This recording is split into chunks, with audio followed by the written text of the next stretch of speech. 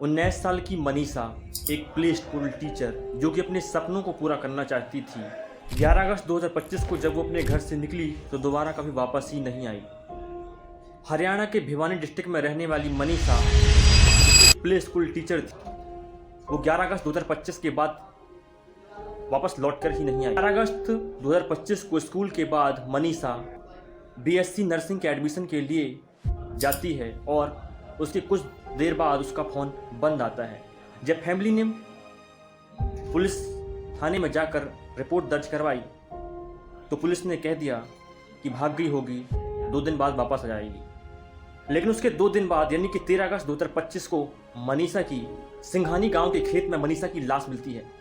मनीषा का गला कटा हुआ और शरीर की बॉडी ऑर्गन्स गायब थे।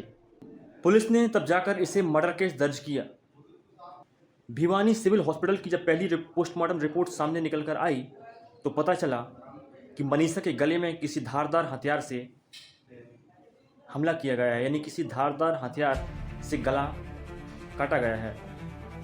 लेकिन 15 अगस्त 2025 को PGI रोहतक में जब दोबारा मनीषा का पोस्टमार्टम किया गया तो रिपोर्ट निकल कर सामने आई तो कहा जाने लगा कि मनीषा की बॉडी पर जहर मिला है, यानी कि मनीषा ने आत्महत्या की है, वो भी जहर खाकर।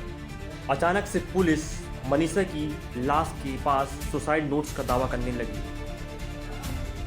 और जब मिसिंग ऑर्गन्स पर सवाल उठाए गए तो पुलिस ने कहा कि किसी जानवर के खाने से ऐसा हो गया। हद होती है यार। जाहिर सी बात है, लोगों ने जब आरोप लगाया तो पता चला कि पुलिस इसे कवर अप करने की कोशिश कर रही है। लेकिन लोग सड़कों पर आ गए प्रोटेस्ट करने के लिए तो सरकार ने इंटरनेट ही सस्पेंड कर दिया कुछ घंटों के लिए। हरियाणा में एक बहुत बड़ा मुद्दा बन गया है जो सरकार के लॉ एंड ऑर्डर पर बहुत बड़ा सवाल खड़ा करती है। दूसरी पोस्टमार्टम रिपोर्ट में बहुत सारी इनकन्सिस्टेंसी निकलकर सामने आई है। जैसे कि रिपोर्ट में कपड़ों की जांच नहीं की गई थी, जो कि एक बहुत बड़ी लापरवाही है। जहर खाने में उल्टी, मुंह से झाग और मुंह से खून आने के लक्षण दिखाई देते हैं, लेकिन पोस्टमार्टम रिपोर्ट में इस चीज़ का जिक्र भी नहीं किया गया है। इसके अलावा मनीषा का फ़ोन टूटा हुआ मिला था और अगर कोई आत्महत्या करना चाहेगा तो अपना फ़ोन क्यों तोड़ेगा।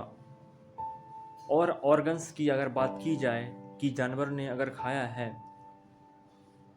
तो फिर मनीषा के कपड़े सही सलामत क्यों हैं।